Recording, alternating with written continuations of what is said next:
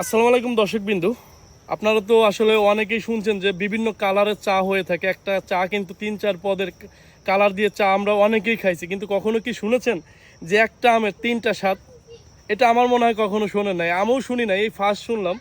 এই নার্সারির যে মামা, ওই মামা আমাকে বললো যে এই আমটা আসলে তিন প্রকার স্বাদ, পোকার স্বাদ। আর তার জন্যই হচ্ছে আমি এই আমটা হচ্ছে গাছ থেকে ছিললাম, আমি নিজেই খেয়ে টেস্ট করে দেখবো যে আসলে 3 প্রকার স্বাদ কিনা। এই আমগুলা সাইজগুলা মোটামুটি ভালোই বড় হয়। মামা কত বড় হয়? হাফ কেজি থেকে 750 গ্রাম পর্যন্ত হয় হয়ে থাকে না? হয়ে থাকে।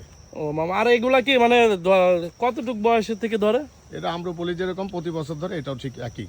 ও, এই আম গাছের আসলে নামটা মানে এটার নাম হচ্ছে থ্রি টেস্ট। থ্রি টেস্ট, মানে এই গাছের নামই থ্রি টেস্ট। গাছের এই নাম আমেরও থ্রি টেস্ট, গাছের নামও থ্রি থ্রি টেস্ট। টেস্ট আম, হ্যাঁ। তা আপনাদের নার্সারিতে কি মামা আছে অ্যাভেলেবেল? অ্যাভেলেবেল দিতে পারবেন। অ্যাভেলেবেল দিতে পারবেন না? হ্যাঁ, হ্যাঁ। আপনারা তো সারা বাংলাদেশে কুরিয়ার করে থাকেন। Home delivery. দর্শক বিন্দুরা, যারা একটা আমের ভিতর 3টা স্বাদ পেতে চান, তারা এই চারাটা সংরক্ষণ করতে পারেন এই মামাদের নার্সারি থেকে। আমি হচ্ছে কমেন্ট বক্সে আমি এই নার্সারির ঠিকানাটা দিয়ে দেবো, তাদের সঙ্গে কথা বলে আপনারা খুব সহজেই সারা বাংলাদেশে কুরিয়ারের মাধ্যমে আপনারা হচ্ছে এই চারাগুলো নিতে পারেন। এই চারাটা যদি আপনার মানে ছাদ বাগানে থাকে, আপনার ছাদ বাগানের পুরো চিত্রটাই চেঞ্জ হয়ে যাবে। কারণ হচ্ছে আপনি তখন গর্ব করে বলতে পারবেন যে একটা আমের 3টা স্বাদ।